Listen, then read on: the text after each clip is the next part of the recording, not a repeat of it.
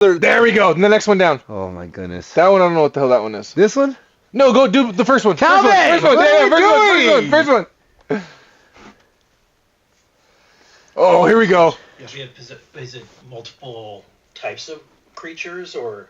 Sir, I couldn't answer that. I can tell you anecdotally that it was discussed quite a bit when I was at the Pentagon. Is this part of the Lockheed Martin discussion, or is this the biologist is a completely separate? Separate yet related. Okay.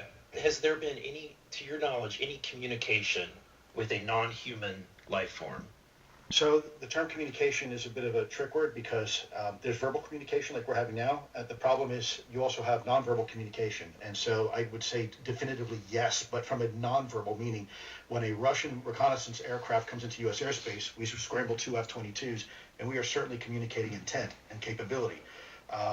I think the same goes with this. We have these things that are being observed over controlled U.S. airspace, and they're not really doing a good job hiding themselves. They're making it pretty obvious they have the ability to even interfere with our nuclear equities and our nuclear readiness. Certainly there seems to be some indication that they're being provocative, meaning that they're, in some cases, literally splitting aircraft. They're mooning them? Right down the middle. So that's an air safety issue. The question is it the frequency increasing? And the response is, it depends.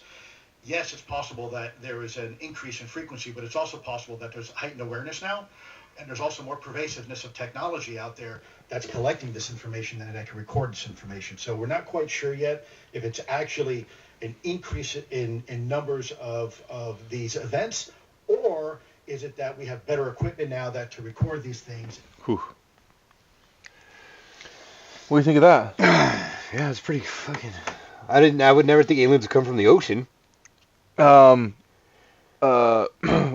Like native cultures, North America, their thing, do you think the pyramids were underwater? Well, a lot of the native cultures in North America and South America believe that their creator came from the ocean. Uh-huh. And like that's where and that was also like the underworld. But that's where they were created from. They came from the oceans, created them, and then went back in. This one's crazy though. I think this is the one I wanted to watch. This one's gonna blow your mind even more. I think this one's that blew my mind. He's talking about like. Okay. Yeah.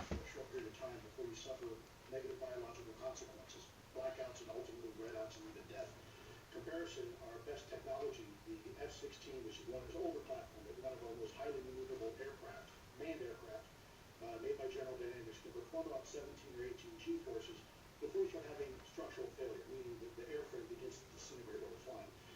The vehicles we're talking about are performing in excess of 1,200. Holy fuck! Jesus Christ! So F-16 could do, said 18 Gs without being structurally, without losing structural come apart. And these are doing to 1,000, 2,000, to 3,000 Gs. That's crazy. I thought when he was talking about that, I was like, oh, these are going to be doing like 50 Gs, 100 Gs, like something crazy. Not 1,000. Can't even like comprehend something like that. Like it's not incomprehensible. It's got to be like made out of rock or like something. It's got to be like, I don't know. I guess it's past.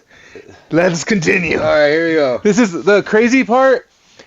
Like so far is like, how can something travel like that? You know, and it's coming.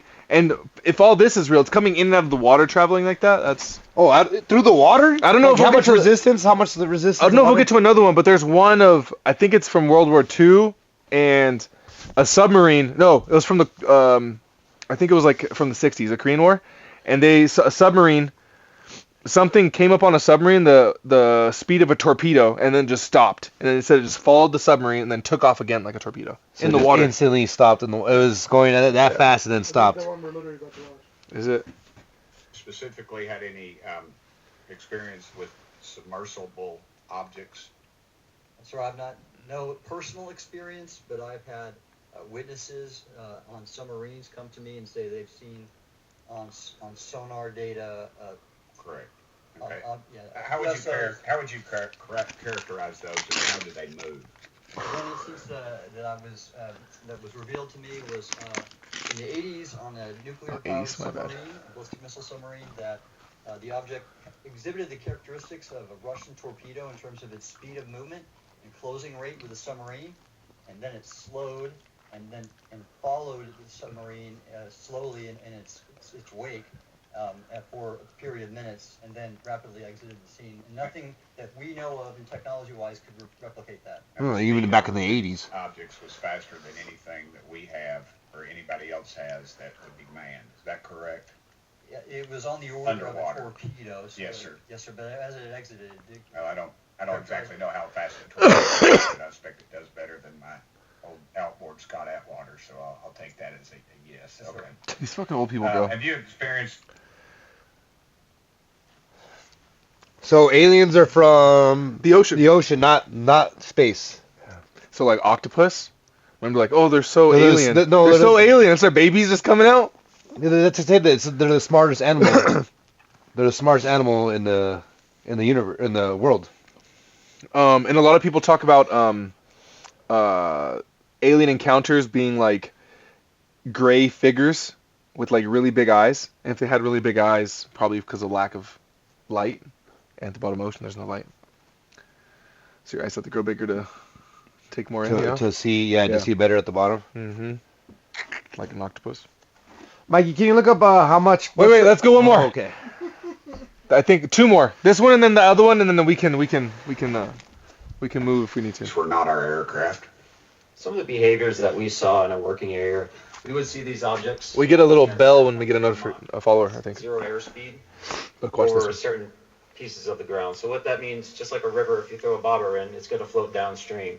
These objects were staying completely stationary in Category 4 hurricane winds. Jesus. These same objects would then accelerate to supersonic speeds, 1.1, 1.2 Mach, and they would do so in very erratic and quick behaviors that I don't have an explanation for. All right, Mikey. No, one more.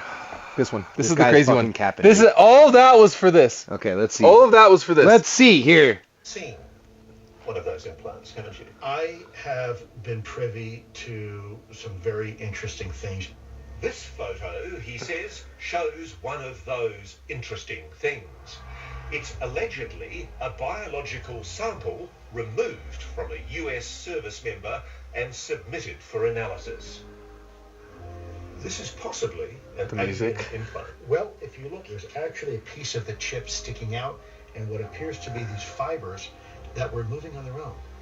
And then it looks like this chip or whatever this is, this foreign object, is encapsulated by some sort of biological material. Could that not be something biological, microbiological, or parasitic? Well, it certainly, the outside looks like it's some sort of masking device. In essence, you have a foreign object, which it's a metallic object in there, and it seems to be encapsulated by some sort of biological material. But how do you know it's not just a bit of metal that somebody's knocked into on a building site? Well, in this particular case, this was moving on its own. It was actually had its own metabolic activity, and it terrified one of the doctors who was looking at this under a microscope. Said they didn't want to see this again. Oh God, that's the creepy part. Because he was the first one in the hearing. Sounds like that doctor was a bitch. We've all seen the movies, Mikey. You know what I mean? That's true. You actually breathe in too hard, it goes up your nose, and then you're just. I would literally like study that thing forever. Like, so would it be? So it's like kind of like Venom then. Like, well, it's kind of like Venom. Let's see if it works. Right? It'd kind of be like Venom then, right? It just takes you over. Is it a masking? Yeah, Venom without the goo. Mikey, can you look up the percentage of the ocean, the discovery of the ocean? How much human life has discovered? Well, I believe the Mariana Trench, right, which is in the middle of Mariana Trench. There we go. That's between the Atlantic Ocean and in the Atlantic Ocean between the North America and Europe, is deeper than Mount Everest is tall. Holy fuck, bro! Oh my God, that's scary. Did you see what that said? What? 5%. You're right. 5%. You're right. You said 95% was undiscovered. Oh my God, bro, that's scary. Well, I think like 5%. There's no way that's fucking true, dude. 5%. There's certain pyramids in Mexico or southern Mexico, Guatemala, where they say like there's water there, and if you go under, like you're supposed to like go into the underworld. Oh, really? Yeah, Like it's like a portal? It's a portal to the underworld. Yeah.